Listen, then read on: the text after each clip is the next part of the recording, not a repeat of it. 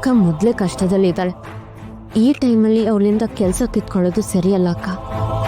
ಇದಕ್ಕೆ ನಿನ್ನ ಪೆದ್ದಿ ಅನ್ನೋದು. ಅಲ್ಲ, ನಿಮ್ ಮನೆ ಮರ್ಯಾದೆ ಕಳೆದಿದ್ದಾಳೆ ಅವಳು. ಅವಳ ಪರವಾಗಿ ಮಾತಾಡ್ತಿದ್ಯಲ್ಲ. ಅವಳನ್ನ ನಿನ್ ಜೀವನಕ್ಕೆ ಬಿಡ್ಕೊಂಡ್ರೆ ಮತ್ತೆ ಅವಳಿಂದ ನಿನಗೆ ತೊಂದರೆ ಆಗತ್ತೆ ಅನ್ನೋದನ್ನ ಮರಿಬೇಡ. ಏನಾಗತ್ತಕ್ಕ? ಅವಳನ್ನ ಚಿರು ಎಷ್ಟು ಇಷ್ಟಪಟ್ಟಿದ್ದ ಅಂತ ನಿನ್ಗೆ ಗೊತ್ತು ತಾನೆ.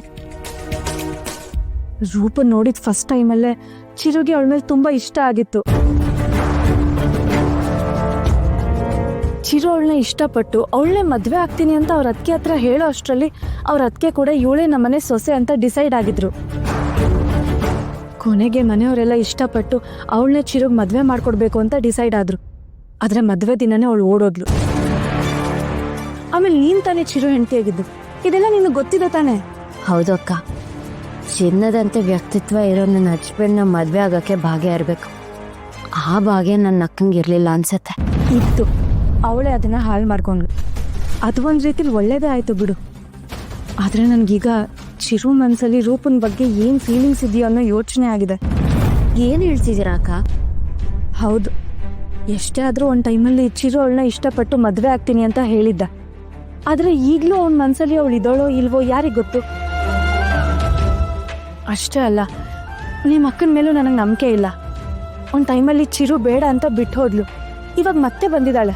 ಅವಳ ಮನ್ಸಲ್ಲಿ ಮತ್ತೆ ಚಿರುನ ಮದ್ವೆ ಆಗ್ಬೇಕು ಅನ್ನೋ ಆಸೆ ಇಲ್ಲ ಅನ್ನೋದಕ್ಕೆ ಏನ್ ಗ್ಯಾರಂಟಿ?